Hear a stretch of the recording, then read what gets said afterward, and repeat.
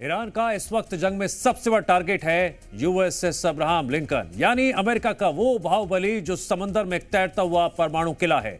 अब इसकी काट ईरान ने ढूंढ ली है, क्योंकि ईरान जंग में उतारने जा रहा है समंदर का साइलेंट किलर। कौन है ये साइलेंट किलर और कैसे समंदर का बनेगा गेम चेंजर, देखिए।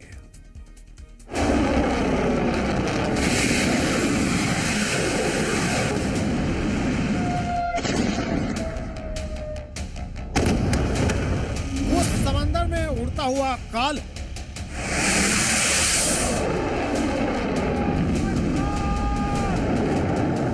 वो टारगेट को देखता है, फिर छोड़ता नहीं।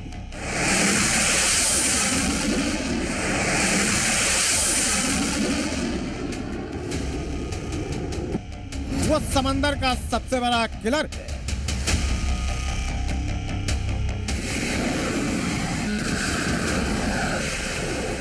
अमेरिका की एक से एक हाईटेक हथियार जहां इस जंग में मिट्टी में मिल रहे हैं, फाइटर जेट्स एक एक कर गिर रहे हैं और अब टारगेट है अमेरिका के वॉरशिप।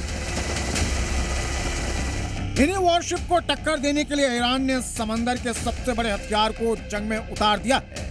नाम है अबू मेहदी मिसाइल, जो कि बड़े जहाजों और एयरक्राफ्ट कैरियर का काल है। ईरान की यह मिसाइल अमेरिका की शान बने हुए युद्धपोतों के लिए तबाही का दूसरा नाम है। इतना ही नहीं, यह अमेरिका के कई जहाजों का भी काल साबित हो सकती है। यही वजह है कि अब ईरान ने मिसाइलों के अपने तरकश से ये सबसे खतरनाक तीर बाहर निकाला।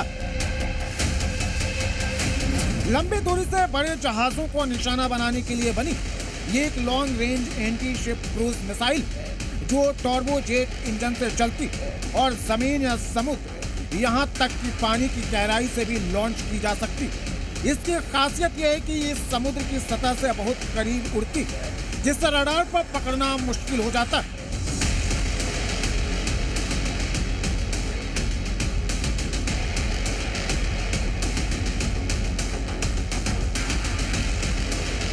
अभी हाल ही में ईरान कई बार यूएसएस अब्राहम लिंकन को निशाना बनाने का दावा कर चुका है, लेकिन हर बार अमेरिका ने इसे नकारा।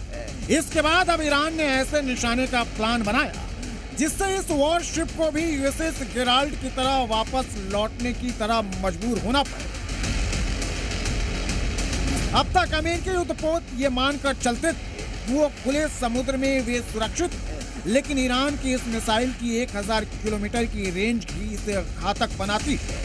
इसे नष्ट करना मुश्किल है, और जब इसे ड्रोन और विमानों के साथ जोड़ा जाता है तो ये कई दिशाओं में एक साथ हमला कर सकती है।